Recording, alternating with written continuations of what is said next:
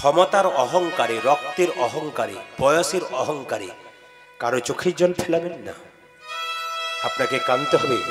ছেলে যখন বড় হবে আপনাকেও কাঁদাবে। ভবিষ্যৎ বুঝে কাজ করবেন, নইলে ঠকবেন। আমি একবার জীবন্ত প্রমাণ আপনাদের দিয়ে দেবো। আমার একবার জীবন্ত দেখা, আপনারা চমকে উঠবেন। আমার আশ্চর্য। আমার পাশের বাড়িতে আমি দাদু বলতাম, দিদা বলতাম। ছোট থেকে ওদের বাড়িতে মানুষ, দাদুর কাছে বসে থাকতাম। তো যিনি দিদা ছিলেন তখন কম বয়স, পাশের বাড়িতে। তো তার শাশুড়ি মা, ভালো করে শুনলেন, তার শাশুড়ি মা প্রায় 80 বছর বয়স।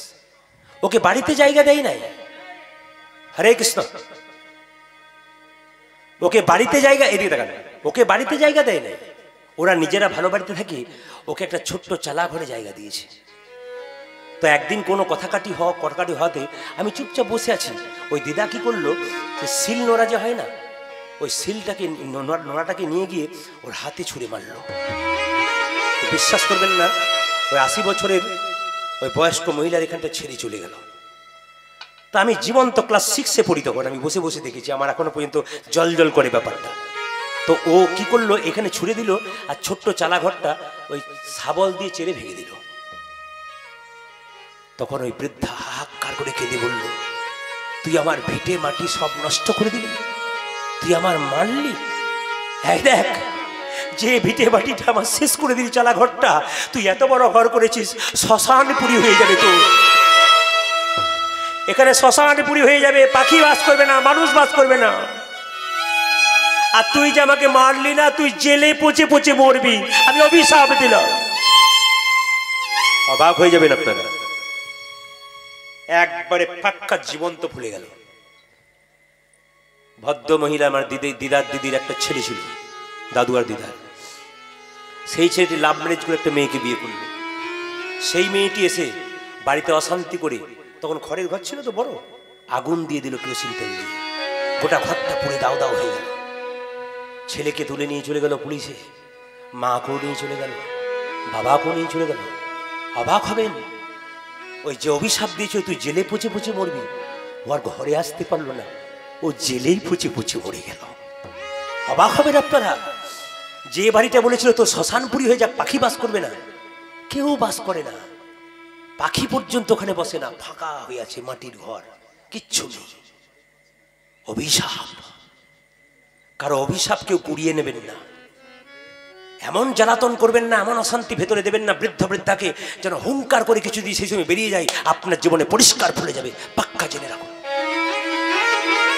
মেয়েদেরকে বলবো, দাদা ভাইদেরকে বলবো, কুমোর যখন হাড়ি তৈরি করে হাড়িটা বাঁকা হয়ে গেলে কে দায়ী? কুমোর না ছেলে? কুমোর না হাড়ি? জোরে বলুন। কুমোর। আপনি আপনার ছেলে মেয়েকে মানুষ করুন। মানুষ না করতে পারলে যেমন শিক্ষা দেবেন ছেলে সেরকম হবে। আমি প্রমাণ দেখেছি। একটা 18 বছরের ছেলের বিয়ে হয়ে, মেয়ের বিয়ে হয়ে গেল, 18 বছর বয়স, মেয়েটার বিয়ে হয়ে গেল। মা তখন বলছে, খুকি কাঁদিস না। কেন মা? কথা দিলাম রে, তোর বাবাকে সপ্তাহে সপ্তাহে পাঠিয়ে দেবো। কথা দিলে মা? হ্যাঁ। তবে মা তোর কাছে একটা নিবেদন রইল। কি? শ্বশুর বাড়িতে গিয়ে শ্বশুরমশাইকে সম্মান দিবি, শাশুড়িকে সম্মান দিবি, আমাদের নাম হবে। মেয়েদের দুটো কুল রক্ষা করতে হয় জানিস, একটা শ্বশুর কুল, একটা বাপের কুল। যদি কোনো মেয়ে সংসারে এসে খারাপ ব্যবহার করে, ওরা ভাবে যে আমি রক্তের গরমে করছি। পাশের বাড়ির লোক কি বলে, ওর বাবার বংশটা ভালো নয়, নইলে মেয়ে এত খারাপ ব্যবহার করে। একবার পাক্কা বলবে বাবার বংশ ভালো নয়। আর যদি আপনি ভালো ব্যবহার করেন না, পাশের বাড়ির লোকরা বলবে মেয়েটা এত ভালো কেন বলতো, আসলে ওর বাবার বংশটা ভালো। আপনি বাবার মান সম্মান রাখতে গেলে আপনি তাকে ঠিক রাখুন। তো মেয়েটা কি করলো দেখুন, মায়েরা 3 দিন শ্বশুর বাড়িতে গিয়েই শ্বশুর শাশুড়ি ঝগড়া করতে শুরু করলো। ছেলের বাবা ফোন করছে, বেয়াই মশাই কেমন মেয়ে পাঠালেন, এ তো ঝগড়া করছে সে। মেয়ে যখন অষ্টমঙ্গলা করতে এলো, কি জবাব দিল দেখুন। মেয়ের মা বলছে, তোকে পুই পুই করে বললাম ঝগড়া করিস না, ঝগড়া করিস না, আর তুই ঝগড়া করতে শুরু করে দিলি। মেয়েটা বলল, মা 18 বছর ধরে বাড়িতে যেটা শিখলাম ওটা করব না শেষ দিন যেটা শেখালে সেটা করব? মানে কি বলুন? ওগো মা, 18 বছর দেখলাম, 18 বছর ধরে দেখলাম তুমি দাদু ঠাকুমার সঙ্গে খালি ঝগড়াই করে গেলে, আমি তো ঝগড়া শিখে গেলাম, শেষ দিনেরটা কি করে শিখব? আপনাদের কাছে নিবেদন, ঠকতে হবে আপনাদেরকে পাক্কা। এত ঠকছি তবু শিখছি না, এত জীবনে ঠকছি। মা বাবাকে কাঁদিও না, একবারে কাঁদিও না। মা বাবার চোখের জল ফেলো না, আনন্দে রাখো তাদেরকে। তোমরা 3 ভাই, একজন দিচ্ছে না, না দিক, আমি আমার ধর্মের জায়গায় ঠিক রাখবো। না দিক, আমি কিন্তু ধর্মের জায়গায় ঠিক রাখবো। হরে কৃষ্ণ। না দিক, কিন্তু আমি ধর্মের জায়গায় ঠিক থাকবো, এটা কিন্তু মাথায়, হ্যাঁ এটা কিন্তু মাথায় রাখবেন। আর মা কাকে বলে? নিজের মা বাবা দুর্গাপুজোর সময় একটা কাপড় পেল না, ভালো খাবার পেল না, আর দুর্গার অষ্টমীর দিনে মাকে পুষ্পাঞ্জলি দিতে যাচ্ছেন। মা দুর্গা যেন বলতে চাইছে, মাটির প্রতিমা পুজিস রে তুই, আগে ঘরের বাবা মাকে পুজো কর। আমাকে উপবাস করে পুষ্পাঞ্জলি দিয়ে কি করবি? আমি যে মাটির প্রতিমা, জীবন্ত প্রতিমা দুটো যে ঘরে না খেয়ে মরছে, ওদেরকে দে, তারপর আমায় দিবি। সবচাইতে দুঃখের ব্যাপার কি জানেন? একটা মায়ের পেটে একটা বাচ্চা 10 মাস 10 দিন জায়গা হয়, কিন্তু সেই ছেলে যখন কলকাতায় গিয়ে বড় ফ্ল্যাট কেনে, মা বাবার একদিনের জন্য জায়গা হয় না।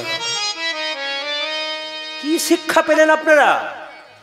কিসের শিক্ষা? আমি এমএ পাস, আমি বিএ পাস, গর্ব কেন করি আমরা? এ পাসের কোনো দাম নাই যদি আসল জায়গা ঠিক না রাখেন। আপনি সমাজকে কি শিক্ষা দিচ্ছেন? স্কুলে গিয়ে শিক্ষকতা করছেন, বাচ্চাদেরকে বড় করছেন, নিজের মা বাবাকে খেতে দিচ্ছেন না। আপনি কি শিক্ষা দেবেন ছেলেগুলোকে? আপনার কাছ থেকে বাচ্চাগুলো কি শিখবে? শুধু মুখস্থ করা বইটা পড়বে না, আপনার চলার পথটা সমাজকে ভালো করবে। মায়ের মতো আপনারে কেউ নাই। কুরুক্ষেত্রের যুদ্ধ কতদিন হয়েছিল জোরে বলবেন? বাহ, কিন্তু খুব সঠিক কথা হচ্ছে 17.5 দিন। আস্তে আস্তে আস্তে ওটাকে 18 দিন ধরা হয়। আচ্ছা বাবা, কুরুক্ষেত্রের যুদ্ধের নাম কুরুক্ষেত্র হলো কেন? মাঠটার নাম কুরুক্ষেত্র হলো কেন?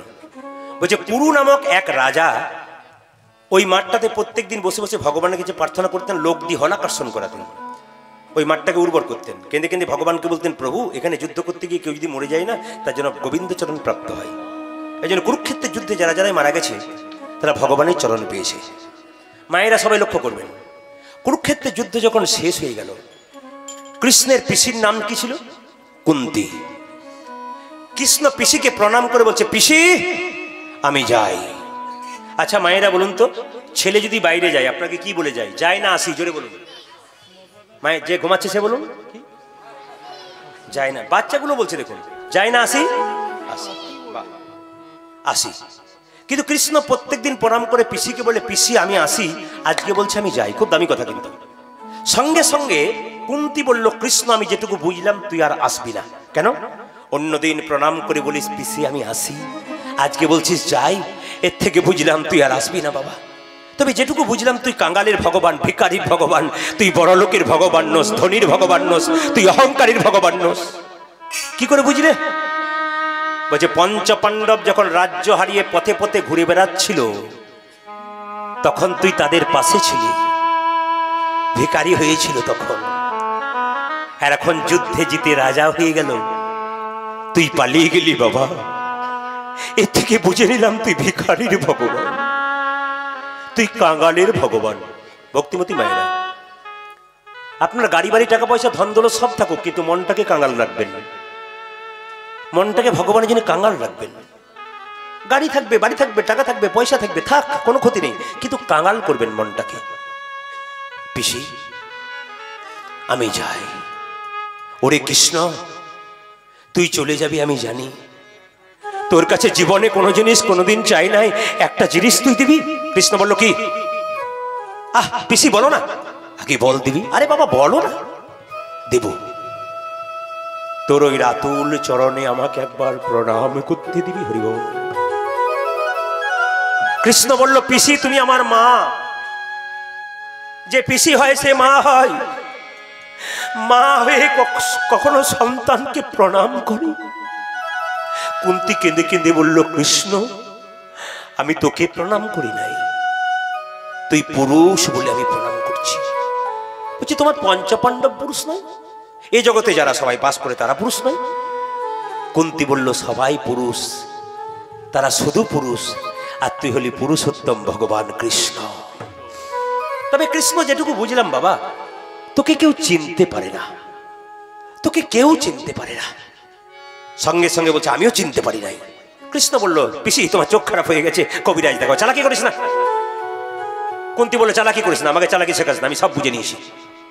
তোকে কেউ চিনতে পারে না। তোকে যদি চিনতে পারতো মা যশোদা সামান্য নবনীর জন্য তোকে বাঁধত, তোকে যদি চিনতে পারতো তোর পিতানন্দ তার খরম যুগল মাথায় নিয়ে দিত। তোকে যে চিনতে পারতো শিশুপাল, তবে রাজসভাতে তোকে বারবার গালাগাল দিতে পারতো, তোকে কেউ চিনতে পারে না। বাবা, যারা কীর্তন শুনতে এসছেন শুনে নিন মহাভারতের কথা। বলছে কৃষ্ণের পিসির ছেলের নাম ছিল শিশুপাল। তার যখন জন্ম হয়েছিল না, 3টে চোখ আর 4টা হাত হয়েছিল।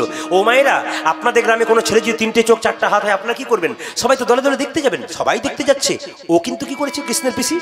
রাত্রির অন্ধকারে জঙ্গলে চলে গেছে। এই ছেলে রাক্ষস, একে আমি জমা দিয়ে আসবো জঙ্গলে, কেউ জানতে পারবে না। কিন্তু আকাশবাণী করে বলল, মা তুমি যে তোমার ছেলেটাকে জঙ্গলে ফেলতে এসছো, বাড়ি নিয়ে যাও। কি করবো বাড়ি নিয়ে গিয়ে? তোমার ছেলে অনেক দিন বাঁচবে, কিন্তু হ্যাঁ, তোমার ছেলে 3টে চোখ 4টা হাত হয়েছে বলেছে সবাই দেখতে আসবে। তো এমন একজন দেখতে আসবে যে দেখার সঙ্গে সঙ্গে তোমার ছেলের 2টো হাত আর 1টা চোখ খসে পড়বে, জানবে তারই হাতে তোমার ছেলের মৃত্যু হবে। একজন হাত তুলে বলুন তো কে আসবে? বাহ বাহ, ভেরি গুড। বাচ্চাটাও বলেছে কিন্তু ভগবান কৃষ্ণ। দাদা বলাই এলো, সবাই এলো, কিন্তু কিচ্ছু হলো না। কৃষ্ণ যে না চোখ ওঠাতে পা দিয়েছে, শিশুপালকে দেখেছে, 1টা চোখ 2টো হাত খসে পড়ল। কৃষ্ণের পিসি সঙ্গে সঙ্গে কৃষ্ণকে আড়ালে নিয়ে গিয়ে বলল, কৃষ্ণ। ও তো বুঝে নিয়েছে এর হাতে এর মৃত্যু। কৃষ্ণ, কি বল, আমি তোর কে? পিসি? আমি যদি তোর পিসি হই, ও তোর কে? আমার ভাই। কথা দে, আমার মাথায় হাত দিয়ে কথা দে। কি? আমার মাথায় হাত দিয়ে কথা দে। কি কথা? আমার মাথায় হাত দিয়ে কথা দে, শত অপরাধ করলে ক্ষমা করে দিবি। কৃষ্ণ বাইরে বাইরে বলল, পিসি শত অপরাধ করলে ক্ষমা করব, 101 হলে কিন্তু ছেড়ে দেব না। যুধিষ্ঠির যখন রাজ্য যজ্ঞ করলো, সবাই কৃষ্ণকে সভাপতি করতে চাইলো, কিন্তু একজন বিরুদ্ধে চারণ করলো, শিশুপাল।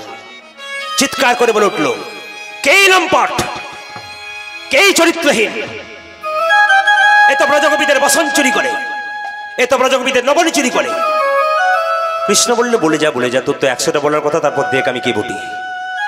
বলতে বলতে যে না 101 হয়েছে, মায়েরা কৃষ্ণ সুদর্শন চক্র দিয়ে শিশুপালের মস্তকটা ছেদন করলো। তখন কৃষ্ণের আঙুলটা কেটে গেল।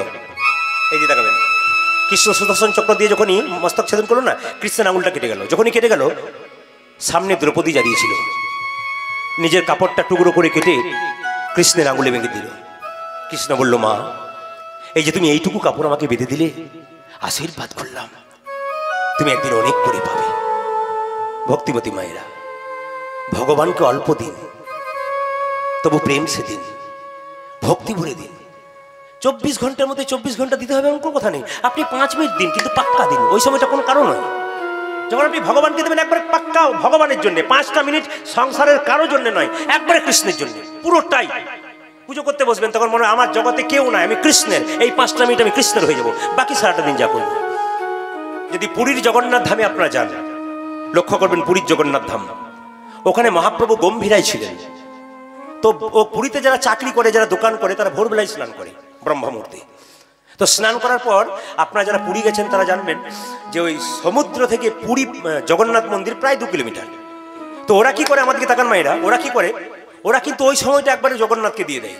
হরে কৃষ্ণ কৃষ্ণকে চান করতে করতে চলে যায়। স্নান করার পর একবার শুয়ে আছে, হরে কৃষ্ণ কৃষ্ণ কৃষ্ণ হরে হরে, হরে রাম রাম রাম। পুরোটাই পেছন দিকে তাকাবে না, আগে দিকে থাকবে না, এই ধারের দিকে তাকাবে না, কৃষ্ণ কৃষ্ণ বলতে। কারণ ওরা জানে সারাটা দিন আমরা নিজের কাজে ব্যস্ত থাকবো, এই সময়টা ভগবানকে দেবো। তো গম্ভীরায় যখন মহাপ্রভু ছিলেন না, তখন মহাপ্রভু কি করতো জানেন?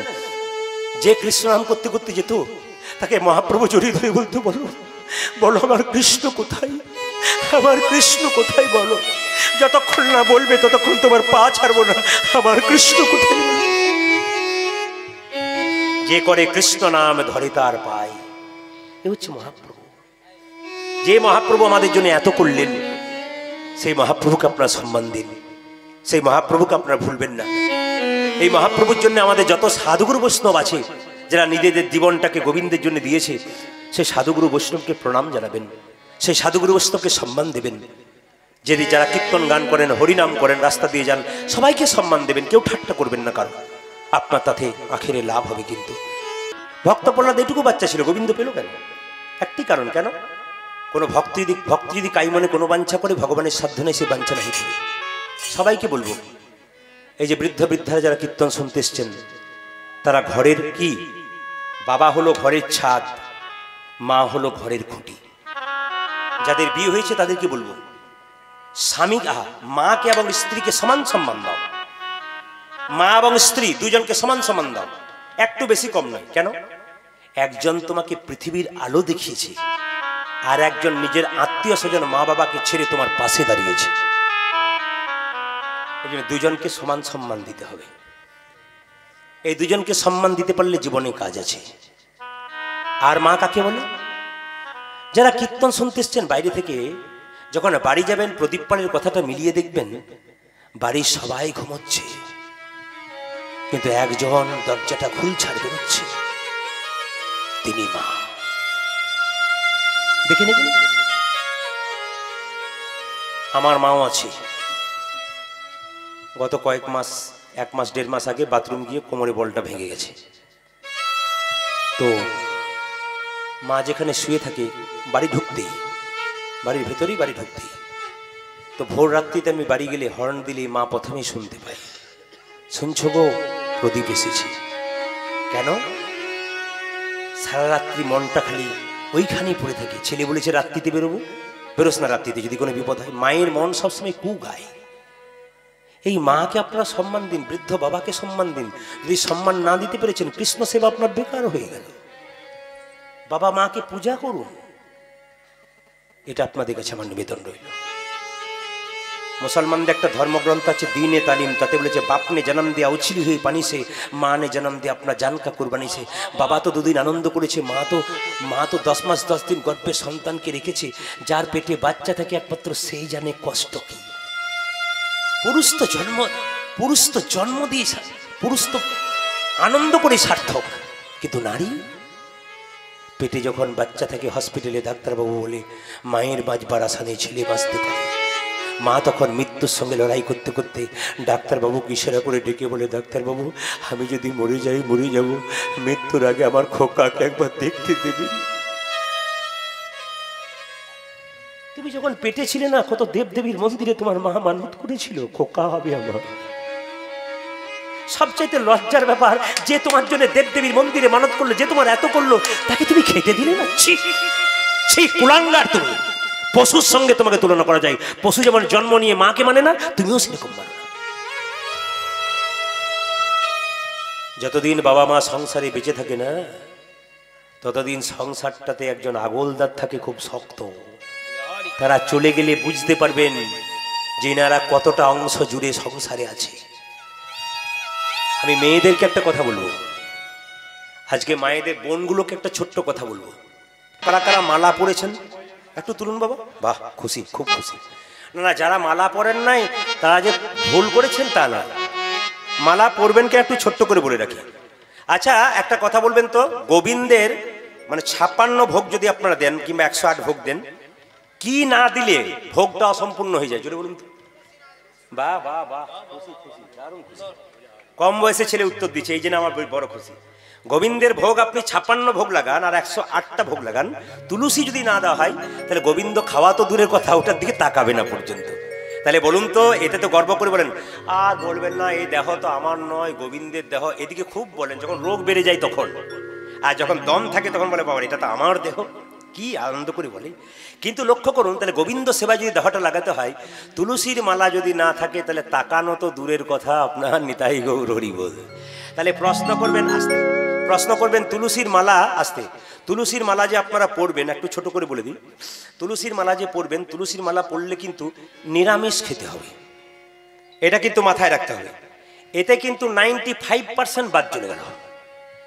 যখনই বললাম নিরামিষ খেতে হবে না, 2-4 জন তুলেছিল যে যাক নেবো ভেবেছিলাম, তারপর বললো না না 95% বাদ। কেন বলুন তো? খেতে হবে। তো লক্ষ্য করুন, আপনাদেরকে বলি, ছেলেগুলো যারা আছে কম বয়সে, সবাইকে বলবো, মুসলিম সমাজের প্রত্যেকটি কম বয়সের ছেলে শুক্রবার দিন মসজিদে নামাজ পড়তে যায়। আমরা দেখেছি, দেখে ভালো লাগে। চার্চ গির্জাতে যারা আছে তারাও দেখবেন ছোট ছোট ছেলেরা যায়, সব ধর্মের লোকেরা যায়। কিন্তু আমরা মন্দিরের পাশ দিয়ে 50 বার পেরিয়ে যাই, অনেকে আছে একবারও প্রণাম পর্যন্ত করি না। না না, আপনারা তুলসীর মালা পড়তে হবে এমন কোনো কথা নয়। আপনি সবই খাবেন, একটি মালা পড়ুন, বেলের মালা পড়ুন। সাইকেলে প্রথম বাচ্চা চাপা শিখলে হাফ পেটেলে শেখে না সিটে শেখে? জোরে বলুন। আগে হাফ পেটালে চাপবার ইচ্ছা জাগবে, তবে তো সিটে চাপবেন। আগে বেলের মালাটা নিন, আপনি যা খাবেন খান। যখনই বেলের মালা নেবেন তখন মনে হবে আর বেলের মালা নয় বাবা, লোকে বলছে কি এবার তুলসীর মালাটা নিন। তো লক্ষ্য করুন মায়েরা, তুলসীর মালা পড়লে আপনার নিরামিষ খাবেন, একথা মাথায় রাখবেন। তুলসীর মালা পড়লে 3টি যুক্তি আছে। বিজ্ঞান বলছে সব গাছে বজ্রপাত হয়, তুলসী গাছে বজ্রপাত হয় না। এই কথাটি এক জায়গাতে বলেছে, একজন আসরে বলছে, প্রদীপ বাবু কিছু মনে করবেন না। বলে কেন? আমাদের গ্রামে 3টে মোটা মোটা তুলসীর মালা পড়ে আছে আর ওর মাথায় ধরাস করে বজ্রপাত। তখন আমি শুধু একটাই উত্তর দিলাম, কি উত্তর দিলাম? 1 কেজি দুধে যদি 800 গ্রাম জল থাকে ছানা হবে? সর উঠবে? আপনি তুলসীর মালা পড়ছেন আর 100টার মধ্যে 90টা খারাপ কাজ করে বেড়াচ্ছেন, আপনার গায়ে পড়বে না থেকে অন্য কারো গায়ে? আপনাকে মালাটা ঠিক ব্যবহার করতে হবে, তবে তো আপনি মালাটা নাকি বাবা, তাছাড়া হবে কেন? তবে একটা কথা, এদিকে তুলসীর মালা পড়লে সাপে কামড়ায় না, তার প্রমাণটা আমি বলে দিই।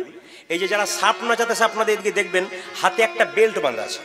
তো বেল্টটা বাঁধা থাকলে কি হয়, সাপ দেখবেন এরকম এরকম করে হাতটা সাপুরে, আর সাপ ছবল মারতে যায় কিন্তু পারে না। কেন পারে না? না, হাতের মধ্যে একটা তুলসী মালার বেল্ট বাঁধা থাকে। আর তুলসী মালা পড়বেন কেন? ধর্ম বলছে এখান থেকে আপনি তারাপীঠ, আমাদের বীরভূম গেলেন, ট্রেনে যাচ্ছেন, রাস্তায় মারা গেলেন, আপনার সঙ্গে কেউ কোথাও নাই, বললাম কোথাকারকে ট্রেন থেকে ফেলে দে, কিন্তু যদি আপনার সঙ্গে তুলসীর মালা থাকে বলবো ওরে আর কেউ নয়, কৃষ্ণ ভক্ত বটে। আপনারা দেখবেন মায়েরা, একটি তুলসীর মালা পড়ুন, একটি সোনার মালা পড়ুন। আর শুধু তুলসীর মালা পড়বেন না, শুধু সোনার মালা পড়বেন, সিঁদুর নেবেন না, শাঁখা পড়বেন না। পুরুষ আপনার মুখের দিকে চাইবে, পায়ের দিকে চাইবে না।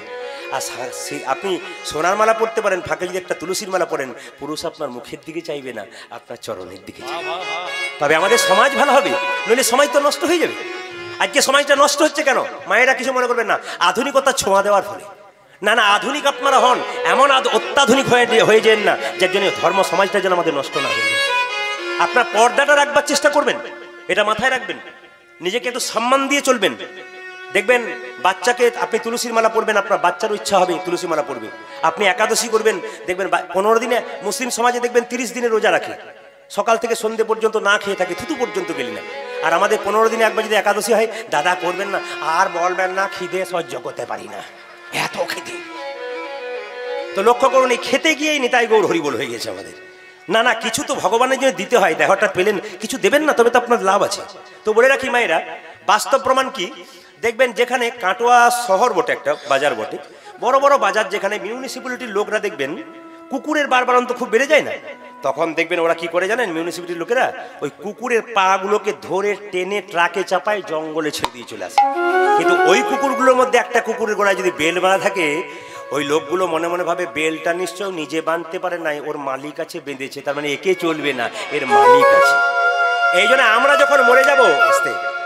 যখন মরে যাব, জম রাজার লোক মিউনিসিপ্যালিটির লোকের মতো ওরাও আসবে, যাদের গলায় মালা নেই টানতে টানতে নরকে ছুটবে, আর যাদের গলায় মালা আছে তারা বলবে না না, এ তো বিষ্ণুর লোক, আমাদের লোক নয়, একে গোবিন্দ চরণে নিয়ে যাওয়া। এইবার 2-4 জন বলছে আজকে শুনলাম, কাল থেকে একবার চেষ্টা করে দেখবো। না না, আপনার দেখবেন, তবে হ্যাঁ, আপনার নিরামিষ খাবেন যারা তুলসীর মালা। যে যত রোগী, যে যত ভোগী সে তত রোগী, আর যে যত ত্যাগী সে তত নিরোগী। একজন বৈষ্ণব বাবা, বয়স্ক মানুষ, আমার কাছে গিয়েছিলেন সন্ধ্যেবেলায়, কথা বলছিলেন, কিন্তু অনেক ভক্ত যাচ্ছিল আমার কাছে, কিন্তু প্রচন্ড জ্বর আমার, আমি কথাই বলতে পারছিলাম না, এত কষ্ট হচ্ছিল। কিন্তু আমি বসেছিলাম, আবার শুয়ে পড়ছিলাম, এত কষ্ট। কিন্তু ওনারা যাচ্ছিলেন, ভালো লাগছিল। একজন বৈষ্ণবের 81 বছর না 79 বছর বয়স। তো 79 বছর বয়সে উনি ডাক্তারের কাছে যান নাই। আর আমাদের 40 বছর বয়সে যে যত খাবেন, দাদা কীর্তন শুনতে যাবেন না, আর বলবেন না 150 সুগার আর হাই প্রেশার, বসতেই পারি না, খালি মাথা ঘুরে, বসবো কি করি। এত এত খেয়েছেন তো আপনার হবে না। যে যত ভোগী সে তত রোগী, আর যে যত দেখবেন ডাক্তারবাবুরা বলছেন যে 100% রোগের মধ্যে 95% রোগ খাবার থেকে হয়। আপনি যত খাবার চেক করবেন, ফুড চেক করবেন, তত আপনি ফিট থাকবেন। আর ফুড যদি আপনি চেক করতে না পারেন, তাহলে নেতায় গৌর হরিবোল হয়ে যাবে, গোবিন্দের চরণে দেবার সম্ভাবনা আপনার থাকবে না। তবে হ্যাঁ, নিরামিষ আপনারা যারা তুলসীর মালা পড়েন তারা আমিষ খেতে পারেন। মানে একটা ছেলের কথাই, এক জায়গায় কীর্তন করতে গেলে একটা ছেলে বলছে, দাদা এখন তুলসীর মালা পড়লে আমিষ খাওয়া যায়। বললাম বুঝলাম না। বলছে এখন মালাগুলো দেখেছেন? বললাম কি? প্যাঁচ সিস্টেম মালা।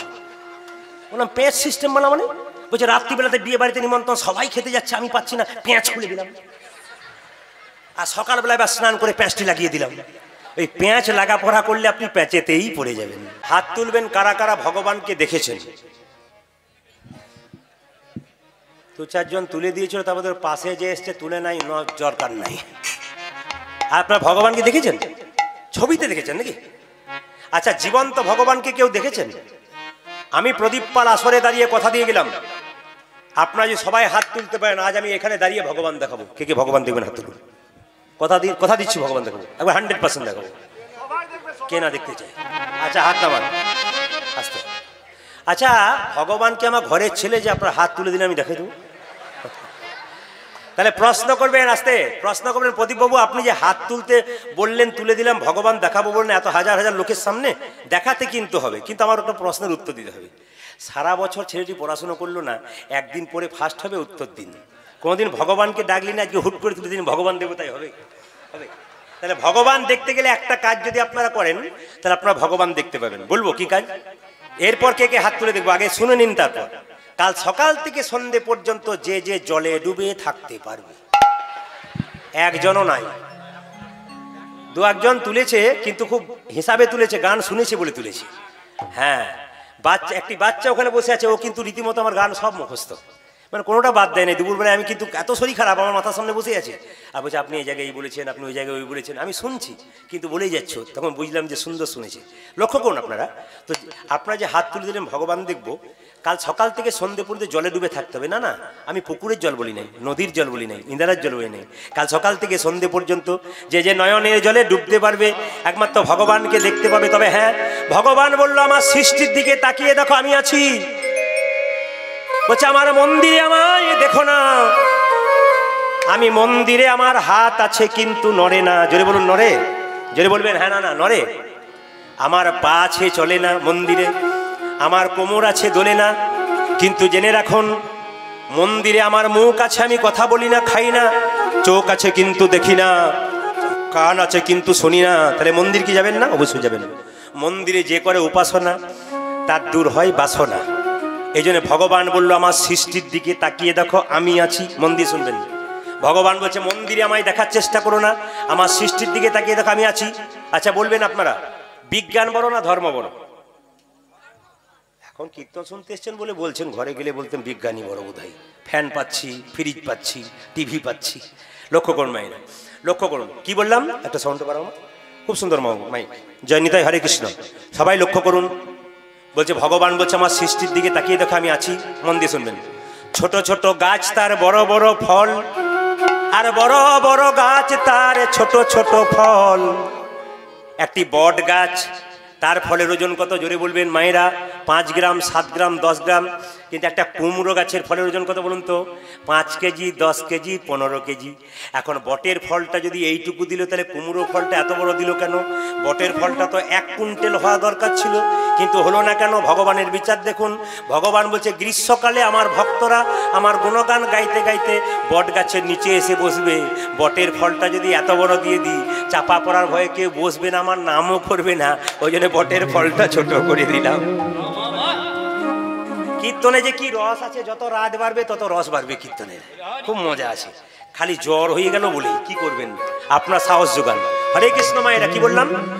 আচ্ছা কুমড়ো ফলটা কত বড়? 5 কেজি, 10 কেজি। আচ্ছা কিছু মনে করবেন না, ধীরে দেখবেন কীর্তন করাচ্ছেন আপনারা, তো বর্ধমানের মানুষ, দেখবেন কীর্তনে 24 প্রহর করলে আপনারা সবই সেবা করান, একটি ফল কিন্তু কীর্তনিয়ার সেবাতে লাগে। কি বলুন তো? আপনাদের সব জায়গাতেই হয় নাকি? আচ্ছা আচ্ছা, না না এখানেও আমাকে ছাড়ে নাই, দুপুরবেলায় এখানেও ছাড়ে নাই। আবার বলেছিলাম নিরামিষ রান্না করবেন, রাঁধুনি মশাই বলেছে সবই নিরামিষ, মাছটাও নিরামিষ, পেঁয়াজ দিই নাই। যাক, উনি একটা বিধান তৈরি করে দিয়েছেন। তো এখানেও কুমড়ো ছাড়ে নাই। এইবার রাত্রে কিন্তু আর কুমড়ো দেবে না, কেন বলুন তো? দিনে একবার দিয়েছে, গন্ডগোল হয়ে গেছে। না না, এটা আমি এখানে জন্য বলি না, সব জায়গাতে কুমড়ো থাকে। আচ্ছা বলুন তো মায়েরা, কুমড়োটা কেন কীর্তনিয়াদের সেবাই লাগলো? একটু বুঝিয়ে দিই, সবাই মন দিয়ে শুনবেন। এই যে কুমড়োটা কেন কীর্তনিয়া সেবাই লাগলো? একদিন কুমড়ো গাছটা লতা হয়ে পড়ে আছে, আর মহাপ্রভু নাচতে নাচতে চলে যাচ্ছে। কুমড়ো গাছটা কেঁদে কেঁদে বলছে, হে প্রভু, সব ফল তোমার সেবাই লাগলো, আমি তোমার সেবাই লাগলাম না কেন? ভগবান বলছে কুমড়ো কাঁদিস না, যেখানে 4 দিন ধরে 24 পর হবে, সেখানে মূলগায়নদের সেবাতে লেগে যাবে। ওই জন্য আমাদের সেবাতে লেগে যায়। তবে আমরাও খুব চালাক, ধীরে আমরাও খুব চালাক। কেন বলুন তো? দুপুরবেলাতে খাওয়া হলে প্রত্যেকের ঘর থেকে একবার ফোন আসে, যখন আমরা 24 পর করতে যাই, আমি বলতে 24 পর করতে পারি না, কারণ বলুন তো সব জায়গায় এক পালা করে দিই, আমার সময় হয় না বলি। তো শুনুন, দুপুরবেলাতে খাওয়ার পর আমরা একটু বসে থাকি, ঘর থেকে ফোন আসে, কি কি ছিল, তখন কমিটি দাদা সামনে বসে আছে, কি কি ছিল, কে ফোন করেছে, বৌদি। ও কি কি ছিল, বললাম এই ছিল, সেই ছিল, ওই ছিল। ও পাশ থেকে বলে উনি আছেন, বলা আছে আমাদের কুমড়ো বলবে না খবরদার, কমিটি বসে থাকবে, একবার ওইটি বলবেন। তখন বলছে উনি আছেন, যখনই বলছে উনি আছেন তখন উনি তো সব জায়গাতেই থাকেন, এইখানেও বসে আছেন। তখন কমিটি দাদা বলছে বৌদি বোধহয় আমাদের কথা বলছে না, হ্যাঁ আপনার কথাই বলছে, কিন্তু উনি যে কুমড়ো মেরে দিয়েছেন কি করে বলবেন। এগুলো আমাদেরও চালাকি আছে, আপনাদের যেমন আছে আর কি। হরে কৃষ্ণ। আমাদের জীবনটা শুরু হয় নিজেদের কান্না দিয়ে, আমাদের জন্মটা শুরু হয় নিজেদের কান্না দিয়ে, আর আমাদের জীবনের শেষটা হয় অপরের কান্না দিয়ে। হরে কৃষ্ণ। দেখবেন বাচ্চা যখন জন্ম নেয় নিজে কাঁদে, আমরা হাসি, কিন্তু আমরা যখন পৃথিবী থেকে চলে যাই তখন ও চুপচাপ থাকে, কিন্তু আমরা সব কাঁদি। ওই জন্য জীবনটা শুরু হয় আমাদের কান্না দিয়ে নিজেদের, আর জীবনটা শেষ হয় অপরের কান্না দিয়ে। যেদিন তুমি এসেছিলে ভবে, তুমি মাত্র কেঁদেছিলে, হেসেছিল সবে। এখন এমন জীবন করহ গঠন, মরণে হাসিবে তুমি, কাঁদিবে ভুবন। এমন কিছু কর্ম করে যান যার জন্যে তার কৃপা কিন্তু বর্ষণ হবে। যার নিমিত্তে কীর্তন তার তো কেউ ছিল না, কেউ ছিল না বলা ভুল হবে, 8-8টা ভাইপো আছে আমি এসে শুনলাম। তিনি কিছু রেখেও গিয়েছিলেন গোবিন্দের কৃপাতে, বলে অগণিত মানুষের সেবা হবে, অগণিত মানুষ আসতে পেরেছে, কীর্তন গান হচ্ছে। এ তার লীলা ছাড়া হয় না। আবার প্রচুর টাকা আছে কিন্তু তার আবার কোনো কিচ্ছু হচ্ছে না, বৃষ্টি হয়ে গেল। আজ সকাল থেকে যেভাবে বৃষ্টি চারিদিকে শুরু হয়েছিল তাতে তো হওয়ার কথাই নয় যে পরিস্থিতি। তো সব মহাপ্রভুর কৃপা। প্রভু আমার চলে গেছেন নবদ্বীপ ছেড়ে, ভক্তগণ কাঁদছেন। আপনাদের কাছে নিবেদন রইল, মানুষ কুলে জন্মগ্রহণ করেছেন, এমন কিছু কর্ম করুন যাবার সময় মানুষ যেন কাঁদে, দুঃখ পায়। আর আপনি যখন পৃথিবী থেকে চলে যাবেন, লোকে যদি গালাগাল করে তবে আপনি নরকে যাবেন। আপনার মৃত্যুর পর লোকে যদি বলে বাহ লোকটা খুব ভালো ছিল, ওই কৃষ্ণ ভক্ত ছিল, জানবেন লোকটা খুব কৃষ্ণ ভক্ত ছিল, জানবেন ইনি যাচ্ছেন কোথায়, স্বর্গে। আর যদি বলে এই লোকটা খুব দুষ্ট ছিল, গ্রামটাকে জ্বালিয়েছে, বেটা গেল ভালো হলো, জানবেন ইনি যাচ্ছেন নরকে। এই জন্য জন্ম আমার যে কুলে হোক যেন ভালো ব্যবহারটা হয়ে থাকে। আপনার বাড়িতে কেউ যদি যায়, রামকৃষ্ণ ঠাকুরের বাণী, আপনাদের বাড়িতে কেউ যদি যায় তবে দুটো মিষ্টি জল দিতে পারুন আর না পারুন, দুটো মিষ্টি কথা অন্তত বলুন, যেন মিষ্টি কথা শুনে শান্তিতে আপনার বাড়ি থেকে সে যেতে পারে। কারণ ব্যবহার খারাপ করা যায় 1 মিনিটেই, কিন্তু ভালো হতে গেলে অনেক কষ্ট করতে হয়। এই জন্য কর্ম ভালো করুন, ফল আপনার ভালো হবে। মানুষ মারা গেলে তিনি স্বর্গে যাচ্ছেন না নরকে যাচ্ছেন, আর একটা কারণ আছে। দেখবেন মানুষের শরীরে 9টা দাঁত দিয়ে প্রাণ বেরোয়। দুটো কান গুনবেন, দুটো কানের ছিদ্র, চোখের ছিদ্র দুটো, নাকের ছিদ্র দুটো, মুখের ছিদ্র দুটো, এটা ওপর দিক। হরে কৃষ্ণ, গল্প নয়, এটা ওপর দিক। আর প্রস্রাব আর পায়ুর ছিদ্র এটা নিচের দিক। দেখবেন মৃত্যুর সময় কেউ যদি পায়খানা প্রস্রাব করে দেয়, শাস্ত্র বলছে, তাহলে সে একেবারে অধগতি, মানে নরকে গেল। আর মৃত্যুর সময় যদি কেউ চোখ দিয়ে চোখটা একটু ফুলে যায়, কানটা একটু হালকা ফুলে যায়, মুখটা ফুলে যায়, মানে মুখ দিয়ে বেরিয়েছে, হাঁ করে থাকে, ইনি যাচ্ছেন স্বর্গে। এই জন্য জন্ম হোক, যথাযথ কর্ম যেন ভালো হয়। আপনার জায়গা কিন্তু স্বর্গতেই হবে, এটা মাথায় রাখবেন আপনারা। এই জন্য আরো বললেন যে আপনার মৃত্যুর সময় যদি লোক দেখে বলে বাবারে দেখে এলাম গো কি বিকৃত মুখ, ভয় খেয়ে গেলাম, 3 দিন ঘুম হয়নি, জানবেন ইনি নরকে যাচ্ছে। কেন বলুন তো? আসলে মৃত্যুর সময় দেখবেন অনেকে দেখবেন ভয়ে চমকে উঠে, কি হলো কে যেন আমাকে ধরতে আসছে, তার মানে স্বয়ং যমরাজা ওকে শাস্তি দিচ্ছে, চল তোকে নিয়ে যাব। কিন্তু মৃত্যুর সময় যে সুন্দরভাবে শুয়ে আছে, কথা বলতে বলতে কিংবা ঘুমাতে ঘুমাতে চলে গেল, জানবেন যমরাজা তার কাছে আসে নাই, স্বয়ং ভগবানের দূত নিতাই গৌর হরি বল বলে। আজকে যখন যার নিমিত্তে কীর্তন, হরে কৃষ্ণ, আমি আগেই বললাম আপনাদের, আমি একটু সমর্থন করতে বলছি আজকে। মানে যে পাওয়ারটা আমার আসরে দেখেন, প্রচুর পাওয়ার থাকে আর কি, আসরে খুব পাওয়ার থাকে, কিন্তু আজকে পাওয়ারটা সিজ করেছে গোবিন্দ। যত আপনারা উৎসাহ দেবেন পাওয়ার আস্তে আস্তে বাড়তেও পারে যদি গোবিন্দের কৃপা থাকে। তো সবচাইতে একটা ভালো কথা কি, আগামীকাল যদি আমার গান থাকতো তাহলে আমাকে আজ থেকে ওনাকে জবাব দিতে হতো। তো প্রত্যেকটি আসলে তো এরকমই ভক্তের আবির্ভাব, তো সব মানুষের মাথায় বাজ পড়ে যায় যদি না যায়। এই জন্য কষ্ট করে এলাম। আসুন, মহাপ্রভু কি করলেন, আচ্ছা, যিনি চলে গেছেন, যেদিন চলে গেলেন সবাই কেঁদেছিল না সবাই কাঁদেনি? কারা কেঁদেছিল? তার সঙ্গে যার সম্পর্ক ছিল, সম্বন্ধ ছিল, একমাত্র তারাই কেঁদেছিল। মায়েরা, ভগবানকে ধরার একটা উপায় আছে। হরে কৃষ্ণ। যে যেখানে বসে আছেন মন দিয়ে শুনবেন, ভগবানকে ধরার উপায় মহাজনরা বলেছেন। সেই উপায়টা কি? আশ্রয় লইয়া ভজে যে তারে কৃষ্ণ নাহিতে যে বাকি সব মরে অকারণ। মায়েদের বাড়িতে কলাই ভাগার জাঁতা আছে তো? জোরে বলুন হ্যাঁ না না। আগে ছিল না না, এখানে থাকবে, কারণ যা পুরানো বা গ্রাম আপনাদের নিশ্চয়ই থাকবে, অবশ্যই থাকবে। তো যদি কারো আছে তাহলে বলবেন, সকালে দেখে তারপর যাব। তো এখন লক্ষ্য করুন, জাঁতা দেখেছেন? জাঁতার মাঝে একটা ফুটো থাকে, পাশে একটা ফুটো থাকে। মাঝের ছিদ্রতে কি বলা হয় মা? মাঝের ছিদ্রতে কি বলা হয়? কাঠের গঞ্জ। আর পাশের ছিদ্রতে কলাইয়ের দানাগুলোকে ভরে জাঁতাটাকে বনবন বনবন করে ঘুরিয়ে দেওয়া হয়। যখন আপনি জাঁতাটা তুলবেন তখন দেখবেন কিছু কিছু কলাইয়ের দানা ভেঙে গুড়ি গুড়ি হয়ে গেছে, আর কিছু কিছু কলাইয়ের দানা দেখবেন গোটাকে গোটা রয়ে গেছে। আচ্ছা মায়েরা, আপনার হাত তুলে বলুন তো, কোন কলাইয়ের দানাগুলো গোটাকে গোটা রয়ে যায়? হ্যাঁ, জাঁতার মাঝে যে গোঁজ আর গোঁজের পাশে যে কলাইয়ের দানা, তারা কিন্তু গোটাকে গোটা রয়ে যায়। তাহলে সংসার একটি জাঁতা, মানুষ হলো কলাইয়ের দানা। এই সংসার জাঁতাটা ঘুরছে যে সমস্ত ভক্ত কলাইয়ের দানা, সংসার জাঁতার মাঝে গোঁজ নামক গুরুকে আশ্রয় করেছে আর গোবিন্দ ভজনা করছে নিতাই গৌর হরিবোল বলে, তারাই কিন্তু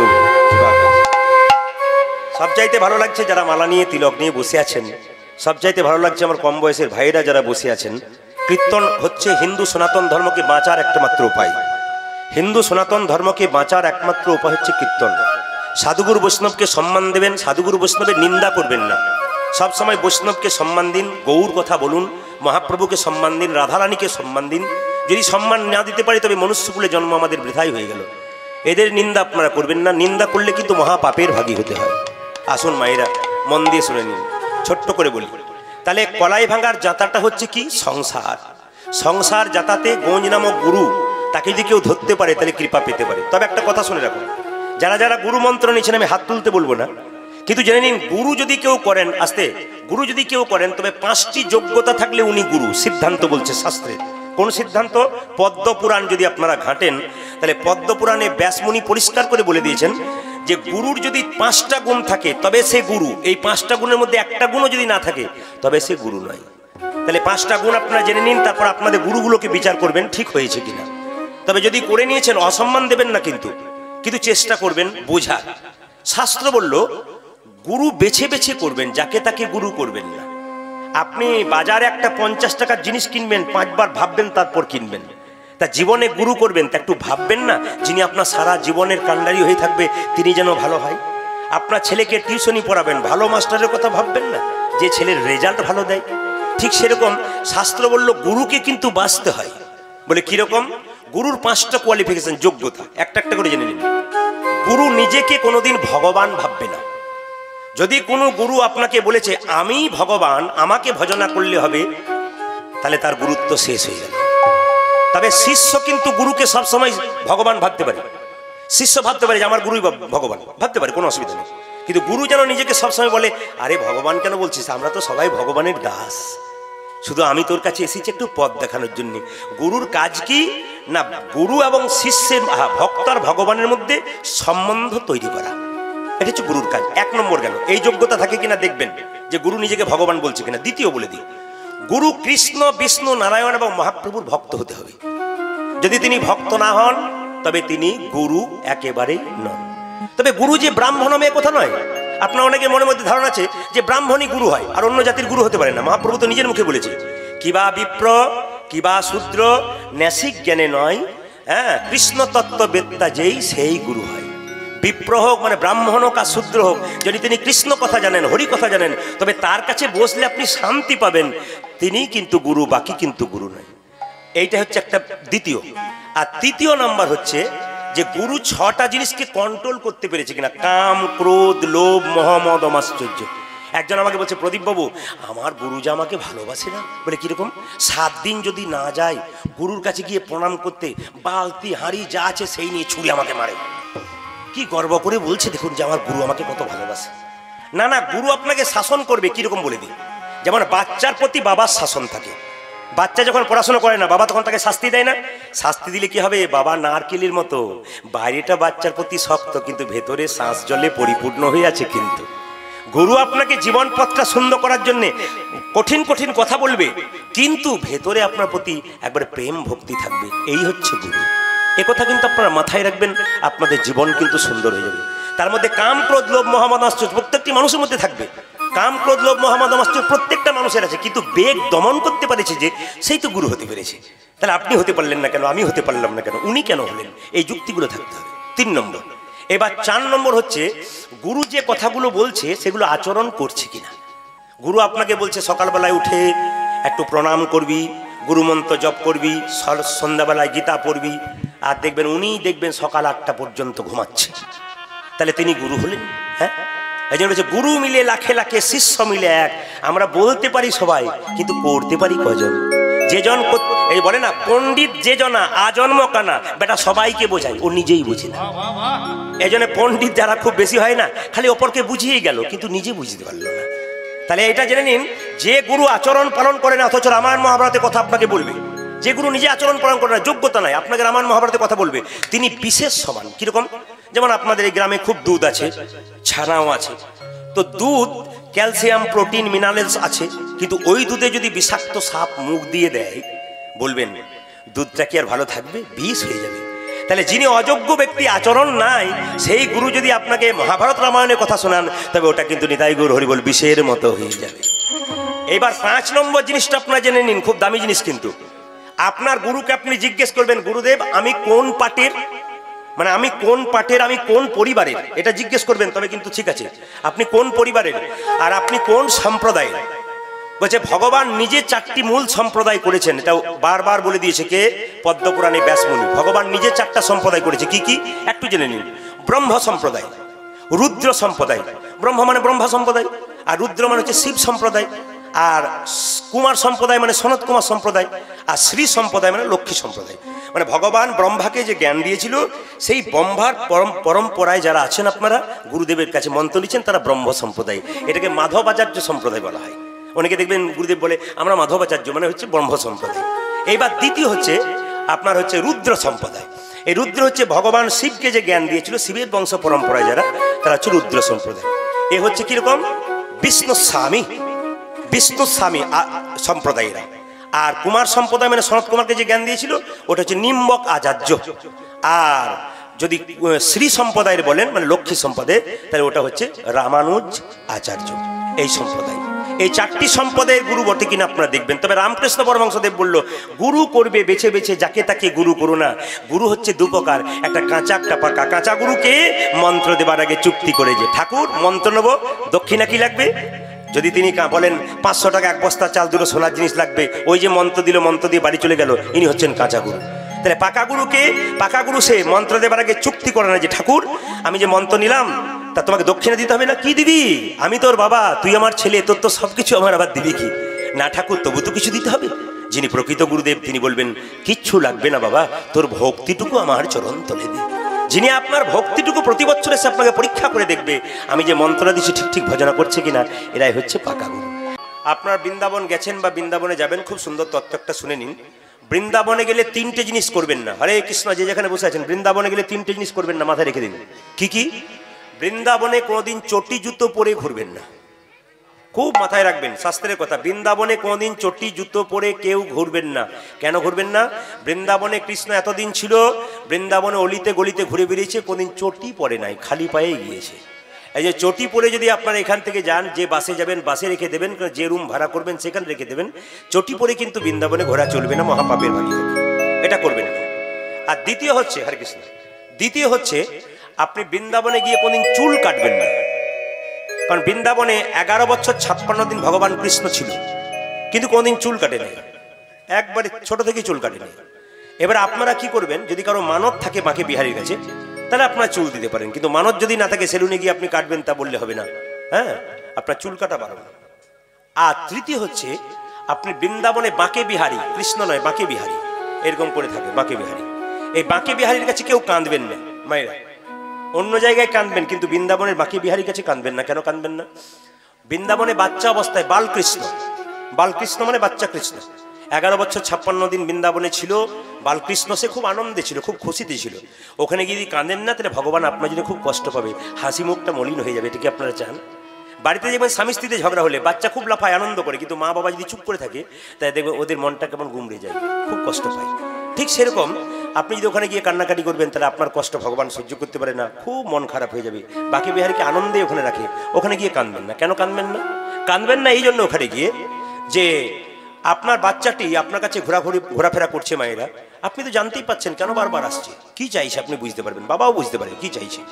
ভগবানের মন্দিরে গিয়ে দাঁড়ালে ভগবান তো নিজেই বুঝতে পারে এর কি দরকার কি না। যদি শাস্ত্রের দিকে যায় তাহলে ভগবান কৃষ্ণ, সুদামা ভগবান কৃষ্ণের কাছে দ্বারকায় গিয়েছিল।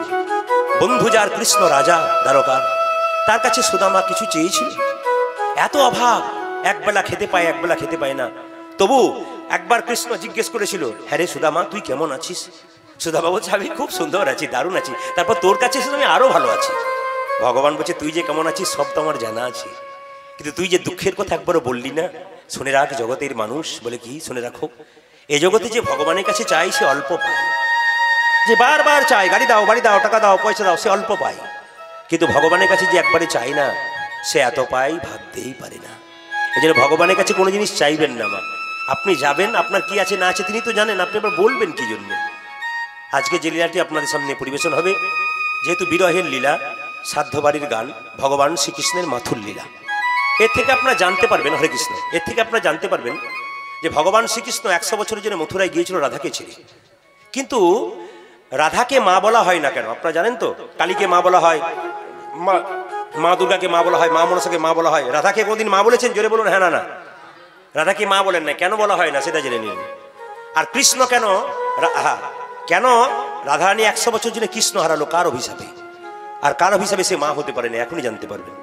আসলে মায়েরা, বৃন্দাবনে কৃষ্ণ, শুনে রাখবেন, বৃন্দাবনে কৃষ্ণ তিনি কি করেছিলেন? রাধারানীকে ছেলে বিরজার কুঞ্জে লীলা করছিলেন। আর যখন লীলা করছিলেন, মাথায় রাখবেন, লীলা করছিলেন তখন একজন নারায়ণ নারায়ণ করতে করতে যাচ্ছেন। একবার জোরে বলুন তো তিনি কে? এ তো দেখছি আপনারা সবকিছুই জানেন। আচ্ছা নারদ নাকি? আচ্ছা মায়েরা জোরে বলুন তো নারদকে চেনেন? এমন ভাবে বলছেন যেন আপনাদের পাড়ার লোক বোঝেন। না না, আমি ওই নারদের কথা বলি নাই যে নারদ পাড়াতে আপনার কথা আমাকে, আমার কথা আপনাকে লাগিয়ে দেয়। এ সেই নারদ যে ভক্ত ভগবানের মধ্যে মিলন ঘটিয়ে দেয়। সেই নারদ মনে মনে ভাবছে একবার দেখে আসি, বলে কার কাছে?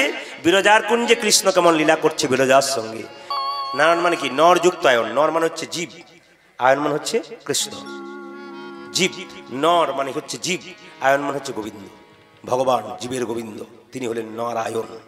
লক্ষ্য করুন, এখন যেই না এসেছে শ্রীদাম দরজায় দাঁড়িয়ে আছে, ভেতরে কৃষ্ণ লীলা করছে। মায়েরা বলুন তো কার সঙ্গে লীলা করছে? মেয়েটার নাম কি বললাম? যা কীর্তন যা শুনছি, কাল সকালে জিজ্ঞেস করে, যেমন এক জায়গাতে আমি দান লীলা করলাম, তো সকালবেলায় একজন মেয়ে যাচ্ছে, পরের দিন গান ছিল ওখানে, তো পুকুর যাচ্ছে, আমি জানলাতে বসে আছি, তো একজন মেয়ে বলছে কালকের পালাটা ভালো করলো। বল কি? ধান পালা, মানে দান পালা করেছে, ধান পালা, বুঝতে পারছেন তো? ওই যে ধান পালা বুঝে নেবেন যদি না বুঝলেন। আমি বললাম না বিরজার কুঞ্জে লীলা করছে কৃষ্ণ। সঙ্গে সঙ্গে শ্রীদামকে এসে বলছে নারদমণি, শ্রীদাম দরজা ছাড়। না, দরজা ছাড় শ্রীদাম, নইলে কিন্তু আমি মামিকে গিয়ে সব খবর দেবো। কৃষ্ণকে নারদ মামা বলতো আর রাধাকে মামি বলতো, কিন্তু শ্রীদাম বলল না না, প্রভুর অনুমতি ছাড়া প্রবেশ নিষেধ, আমি দেবই না। নারদ ফেরত চলে গেল, মামিকে গিয়ে বলল মামি তোমাকে ছেড়ে মামা বিরজার কুঞ্জে লীলা করছে। আপনারা মন্দিরে প্রণাম করতে যান, প্রণামগুলো মাঝে মাঝে ভুল হয়, একটু জেনে নিন। সবচাইতে ভালো লাগছে আপনাদের গ্রামে যখন ঢুকলাম, আমি যখন ঢুকেছি না, গাড়ির ভেতরে বসে আছি, তখন আমার প্রচণ্ড জ্বর এসেছে। আমি হরিনারায়ণ ঘোষ বলে কীর্তনী আছে, আপনারা সব জানেন তো, কাটোয়াতে। উনি আমাদের সম্পর্কে কাকুর মতো হচ্ছে, কারণ উনি আমাদের এলাকাতে প্রচুর তখন গান করেছেন। বললো বাবা আমার বাড়িতে একটু চা সেবা করে যাবে। তো উনি আমার অবস্থা দেখে বললেন কি করে গাইবে তুমি? সব আপনাদের আশীর্বাদ যদি হয়, এত জ্বর। তো আমি যখন এলাম তখন কতগুলো বাচ্চা কিন্তু আমাকে দেখে এরকম করছে। আবার অন্যান্য জায়গা গেলে সবচাইতে আশ্চর্যের ব্যাপার, ছোট ছোট বাচ্চাগুলো সব উপর হয়ে প্রণাম করে। আবার প্রণামটা কেমন করে পরে দেখাবো, খুব সুন্দর প্রণাম। এই যেটা শিখে যাচ্ছে, এটা হচ্ছে আসল। আপনার বাচ্চাকে কিছু শেখান ভবিষ্যতের জন্য, যদি কিছু লাভ করবেন। দাদা ভাইদের কাছে নিবেদন, ছেলের জন্য আপনি 50 লাখ টাকা, 5 লাখ টাকা, 10 লাখ টাকা জমা রাখলেন, ভবিষ্যতে আমার ছেলের কোনো অসুবিধা হবে না। কিন্তু মাথায় রাখবেন, যে ছেলেটার জন্য 50 লাখ টাকা, 10 লাখ টাকা রাখলেন, সেই ছেলেটার টাকাটা ঠিক জায়গায় ব্যবহার করবে তো? সেইটার জন্য আপনাকে বাচ্চাকে তৈরি করে যেতে হবে। কিন্তু হরে কৃষ্ণ, সেইটার জন্য বাচ্চাকে আপনাকে তৈরি করে যেতে হবে। আপনি একটা মাতাল বাচ্চা তৈরি করে যাবেন, হরিভক্ত নয়, হ্যাঁ ভক্তিহীন বাচ্চা তৈরি করবেন, আপনার টাকা তো পুরো একবার নেশায় চলে যাবে। এই জন্য বাচ্চাগুলো প্রথমে কীর্তন শুনছে, প্রত্যেকটি জায়গাতে মায়েরা এসে আমাকে বলে, আর বলবেন না দাদা আমার বাচ্চাটা আপনার কীর্তন শুনে ঘুমোয় আবার জাগে তখন কীর্তন শুনে। বলে কি যে বুঝে গেছে কে জানে, সবাই বুঝেছে ঢুকেছে। তাছাড়া এত শ্রোতা থাকতে 80 বছর 90 বছরের শ্রোতাগুলো সামনে বসে, দেখে নিন সব 80 বছর মানে 8-9 বছর সব। এই ধরুন সামনে একটি আছে সবচাইতে বেশি বয়স, কেমন আমার দিকে হাঁ করে তাকিয়ে আছে, এরাও কিছু বুঝছে। তো এই জন্য আপনাদেরকে বলি, হরে কৃষ্ণ, আপনার বাচ্চাকে প্রণাম শেখাবেন, কে শেখাবে প্রথম? বাবা নয় কিন্তু মা। কেন? বিদ্যাসাগরের মা সাগরের মা, খালের মা নয়, বিলের মা নয়। কেন সাগরের মা? ও মায়েরা, মা হতে গেলে ছাগলও বাচ্চা দেয়, গরুও বাচ্চা দেয়, মানুষও বাচ্চা দেয়, কিন্তু মায়ের মতো মা হতে হবে। সমান মা হলে হবে না, যেমন তেমন মা হলে হবে না। দেখবেন আমাদের ভাষাটা মাতৃভাষা না পিতৃভাষা। কেন পিতৃভাষা নয়, মাতৃভাষা কেন? বাবা তো জন্ম দিয়ে কাজেই চলে গেল, মায়ের তো সব দায়িত্ব। সে বলে ঘুমাবি, খেলা করবি, বড় হবি, এসব শিখিয়ে দেয়। তো এর থেকে ভাষাটা শেখে, এই জন্য মাতৃভাষা হয়ে গেল, পিতৃভাষা নয়। এপিজে আব্দুল কালাম বলেছেন যে মায়ের কোলটা 100টা স্কুলের সমান, আপনার কোলটা কিন্তু 100টা স্কুলের সমান। আপনি পারবেন আপনার সন্তানকে পরিবর্তন, দাদাদের দেবেন না দায়িত্ব। কেন বলুন তো? ওনারা তো কাজে থাকবে ব্যস্ত, ওনারা তো রোজগার করে আনবে, আপনার লক্ষ্মী ঝাঁপিতে দেবে আপনাকে। কিন্তু মাথায় রাখবেন, সন্তান তৈরি করার দায়িত্ব আপনার। আপনার কোলটা, আপনার সংসারটা 100টা স্কুলের সমান, মাথায় রাখবেন। বিদ্যাসাগরের মা সাগরের মা হলো কেন? খালের মা বিলের মা নয় কেন? মা কেমন দেখুন, বিদ্যাসাগর তার মায়ের জন্য একটা শাল এনেছিল, কিন্তু মা শালটা গায়ে নাই। কি করেছিল? বাক্সের ভেতরে ঢুকিয়েছিল। একদিন জিজ্ঞেস করেছিল বিদ্যাসাগর মাকে, মা শালটা এনে দিলাম এত সুন্দর কলকাতা থেকে, তুমি শালটা গায়ে নিলে না কেন? সঙ্গে সঙ্গে তার মা বলল, বাবা পাড়া প্রতিবেশীর কত মা ঠান্ডাই থরথর করে কাঁপছে, যেদিন তুই ওদের জন্য শাল আনবি সেদিন আমি তোদের সেই শাল গায়ে নেব। এমনি মা হতে হবে, তবে তো মা বিদ্যাসাগর মতো বাচ্চা জন্ম দেবে। আর মা যদি বাচ্চাকে স্বার্থপরতা শেখায়, ওকে দিবি না, নিজে খাবি, নিজে পড়বি। এই যে কিছু মনে করবেন না, এই যে আমরা বলি না ছেলে বাবাকে বৃদ্ধাশ্রমে রেখেছে, মাকে বৃদ্ধাশ্রমে রেখেছে, শুধুমাত্র বাবা মা ছেলে দায়ী তা নয়, বাবা মাও দায়ী। কে বলছে বাবা মা দায়ী নয়? কেন বলুন তো? আমি ছোট্ট প্রমাণ দিয়ে দিই।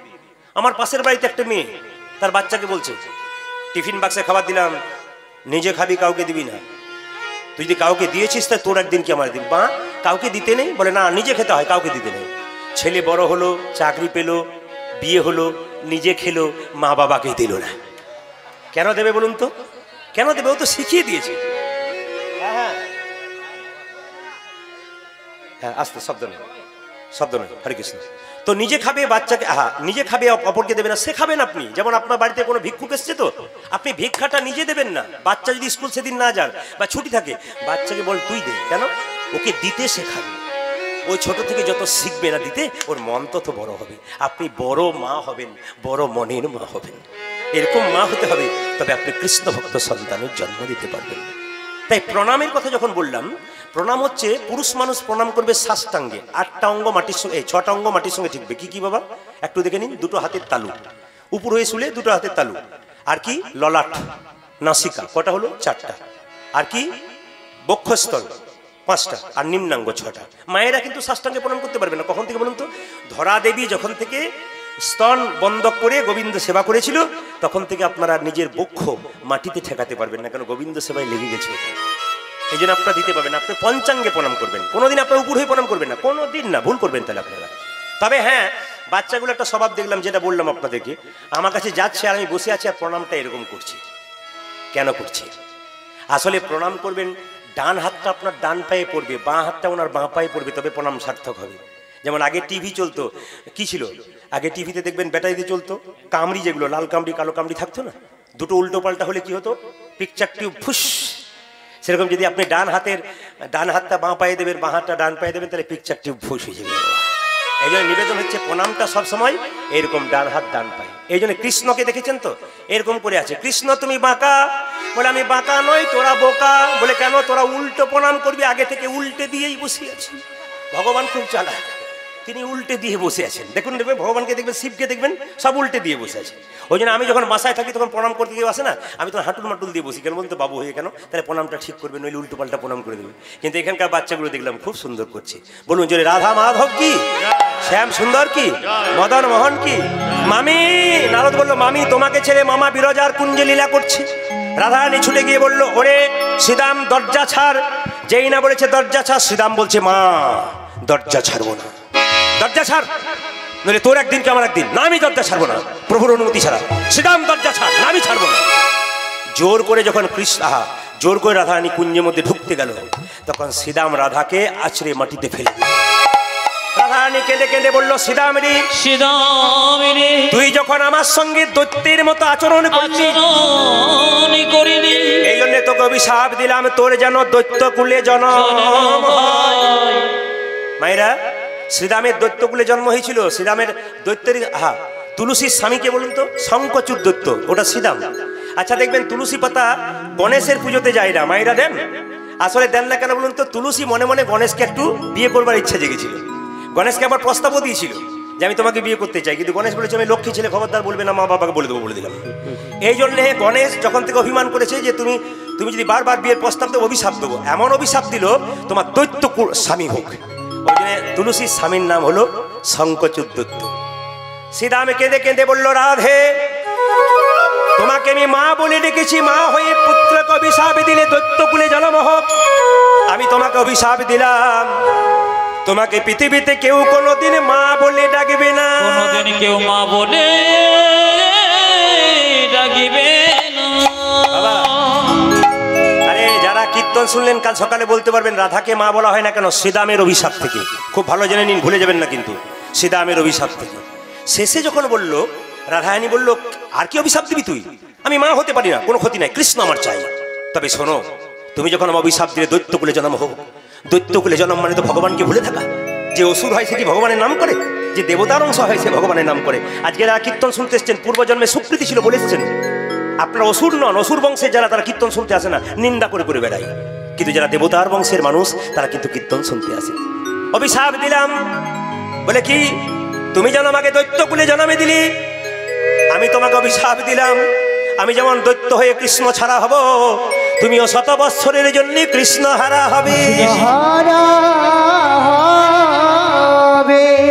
শ্রীরামের অভিশাপ থেকে রাধারানীকে আর মা বলা হয় না।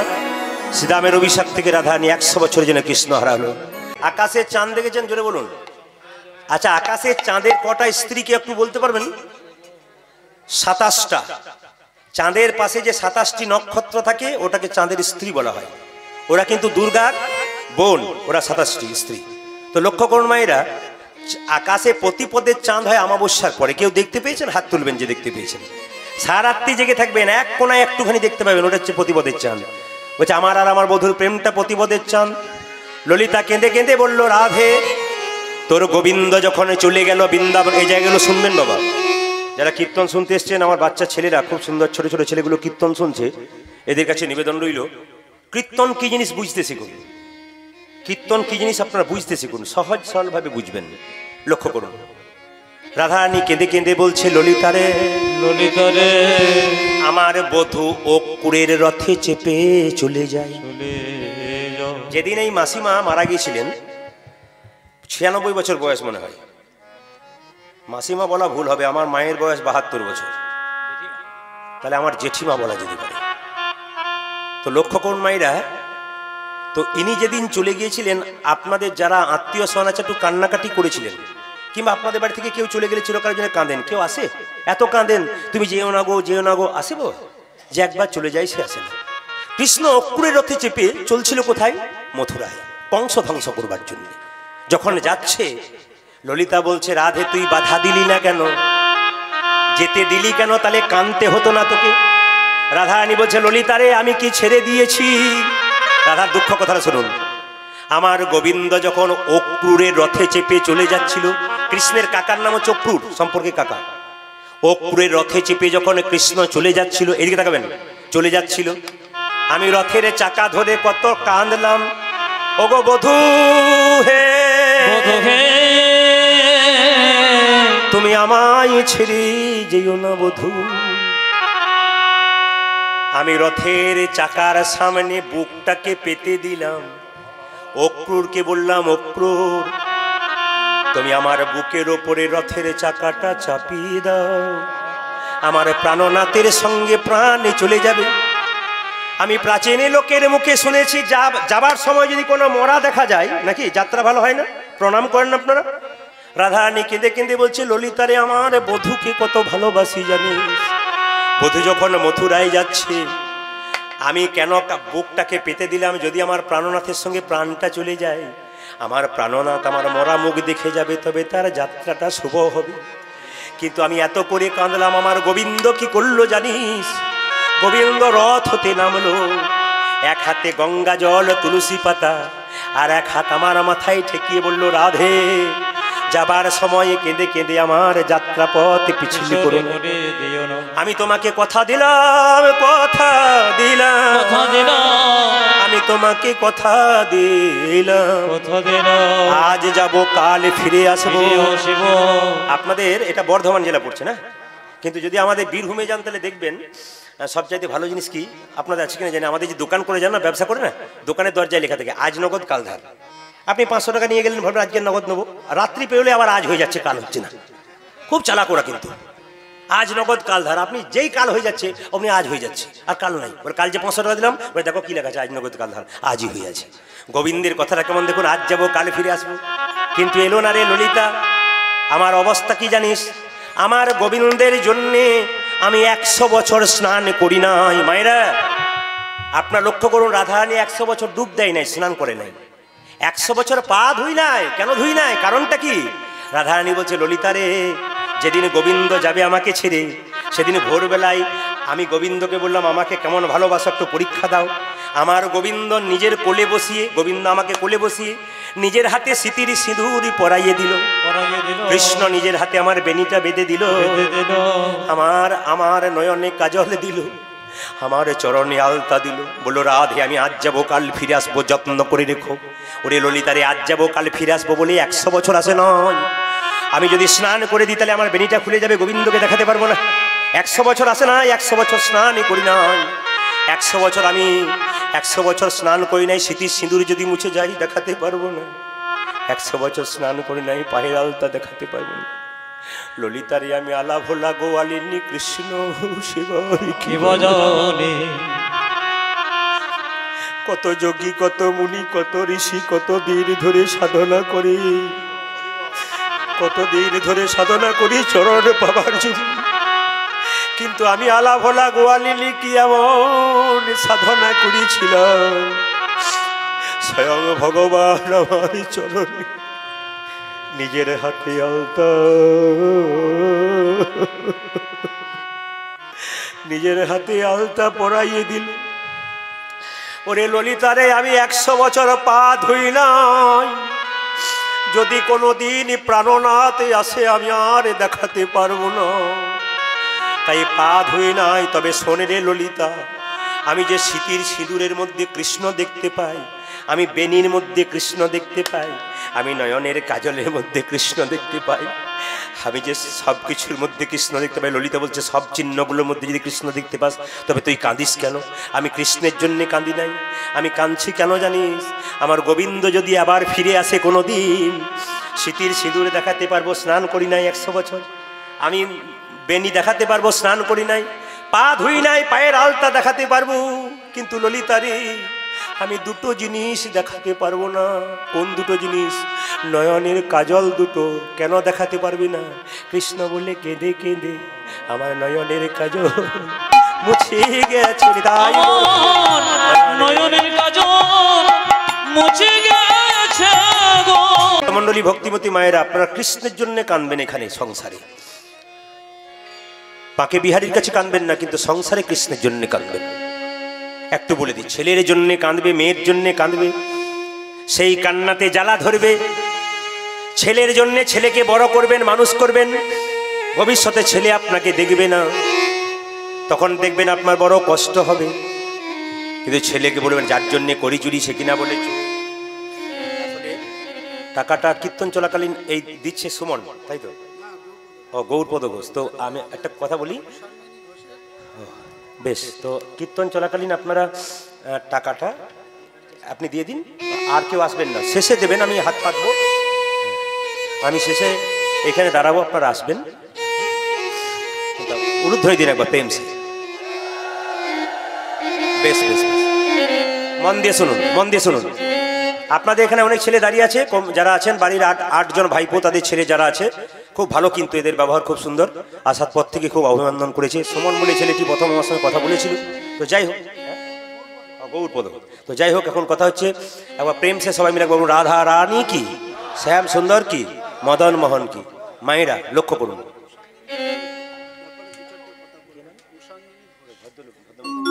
ভদ্রমহিলা যিনি আছেন উষাঙ্গিনী ঘোষ, ওনার আত্মার শান্তির জন্য আপনারা একটু প্রার্থনা করুন প্রেম সে। নেতাই গৌর হরি হরি। আপনারা প্রার্থনা করবেন, আপনাদেরও কিন্তু কেউ প্রার্থনা করবে। আরেকবার শেষে বলবো সবাই মিলে প্রেম সে, রাধা রানী কি, জোরে বলুন। না না, একটু জোরে বলবেন, রাধা রানী কি, একটু জোরে আশা করছিলাম, রাধা রানী কি। বাবারে যা বাড়ছে, আপনাদের কমছে কেন পাওয়ার? রাধা রানী কি। আপনাদের যত পাওয়ার বাড়বে আমার গান তত বাড়বে, আর পাওয়ার কমলেই গান কমবে। এই জন্য বলি, কৃষ্ণের জন্য কেঁদো, সংসারের জন্য কেঁদো না। ছেলের জন্য কাঁদবে, মেয়ের জন্য কাঁদবে, শেষে ছেলে মেয়ে প্রশ্ন করবে তুমি আমার জন্য করেছ কি। কিন্তু কেউ যদি ভগবানের জন্য কাঁদে মায়েরা, তবে ভগবান তার শান্তি দেয়, তাকে কষ্ট দেয় না, তার যন্ত্রণা দেয় না, বরং আনন্দ পায়। মায়েরা, ছেলের জন্য কাঁদবেন, মেয়ের জন্য কাঁদবেন, চোখের জলটা চোখের কোণ দিয়ে পড়বে, সে জল স্পর্শ করবেন গরম লাগবে, সে জল মুখের মধ্যে প্রবেশ করলে নোনা নোনা ভাব লাগবে। কিন্তু কৃষ্ণের জন্য যে জলে কাঁদবে বাবা, তার চোখের জল চোখের কোণ দিয়ে পড়ে না, চোখের মাঝ দিয়ে পড়ে। তার চোখের জল মুখের মধ্যে প্রবেশ করলে নোনা নোনা ভাব লাগে না, মিষ্টি মিষ্টি ভাব লাগে। কৃষ্ণ বলে কাঁদো। দেবদেবীকে প্রণাম করতে কিভাবে আপনারা সবাই জানেন, যে সাধুগুরু বৈষ্ণবকে সম্মুখে প্রণাম করতে সোজা, আর দেবদেবীকে ডান দিকে, আর ভগবানকে বাঁ দিকে। এটা মাথায় রাখবেন। যে কোনো ভগবানের মন্দিরে যাবেন বাঁ দিকে প্রণাম করবেন, দেবদেবীকে ডান দিকে করবেন, আর সাধুগুরু বৈষ্ণবকে সোজা করবেন। তবে আপনাদের আসলে একটা জিনিস দেখলাম কি, শ্রোতা দেখলাম। শ্রোতা ক প্রকার? একটি শ্রোতা যারা কীর্তন মন দিয়ে শোনে, আপনাদের পাক্কা শ্রোতা। আর একটি সরতা, মানে একজন ঘর থেকে সিদ্ধান্ত করেছে 2 ঘন্টা শুনবো, শুনতে শুনতে 3 ঘন্টা হয়ে গেছে, বলে না ও তো গেল 4 জনকে নিয়ে চলে গেল, এটা সরতা। আর একটি সৌতা, মানে কি, কীর্তন শুনতে শুনতে কৃষ্ণ বলে বাহু। না না, আপনাদের এখানে যে আসতে 2-4 জন ওখানে আছেন, আপনারা যে ঘুমাচ্ছেন না তা আমি বলবো না। চোখ আমার দুটো হতে পারে, কিন্তু খুব খারাপ চোখ। ভালো বলুন আর মন্দ বলুন, কে কোথায় ঢুলছে আমি সব দেখতে পাচ্ছি। হরে কৃষ্ণ। এই দিয়ে তাকাবেন ধীরে। তো বলে রাখি, শ্রোতা হচ্ছে 3 প্রকার, শ্রোতা সরতা। যেমন আমি ঝাড়খণ্ডে প্রচুর গান হয় আমাদের, তো ঝাড়খণ্ডের নিয়ম হচ্ছে প্রায় জায়গাতে 7টা থেকে 10টা রামায়ণ পাঠ হবে, আর 10টার পরে কীর্তন হবে। তো একটা আসলে আমি পরপর 7 বছর গিয়েছিলাম যখন প্রথম কীর্তন করি। তো কমিটি ছেড়ে বলো, প্রদীপবাবু আপনি তো প্রতি বছর আসছেন, তো আজ এবছর এক কাজ করেছি, আপনাকে ওই 10টার সময় কীর্তনটা দিয়েছি, আর 7টা থেকে 10টা রামায়ণ পাঠ হবে একজন বয়স্ক মানুষের, আপনি শুনবেন? বলো হ্যাঁ শুনবো, চেয়ারটা দিন। চেয়ারটা নিয়ে শুনছি, রামায়ণ পাঠক রামায়ণ শুনছে, এই করছে। আচ্ছা মায়েরা বলবেন, আপনারা বাবারা বলবেন, যদি 7টা থেকে কোনো অনুষ্ঠান হয় বা সন্ধ্যেবেলায় 24 পরগানের সময়, রাত্রিতে যদি বড় দলের কীর্তন হয়, সন্ধ্যেবেলা রামায়ণ হয়, মায়েরা বলবেন ওই সময় কারা আসরে আসে? বয়স্কগুলো না যারা রান্না বান্না করে বাড়িতে তারা? বউগুলো? কোনগুলো? বয়স্কগুলো। কেন আসে বলুন তো? বয়স্কগুলোকে বৌমাগুলো বলে ঘরে বসে কি করছো,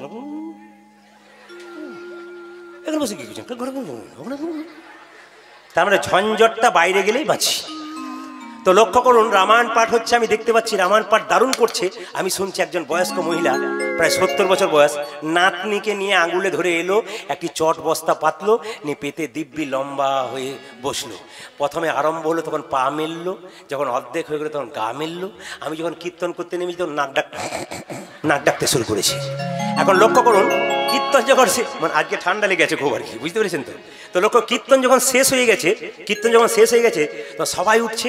নাতনি বলছে ঠাকুমাকে, ঠাকুমা ওঠো।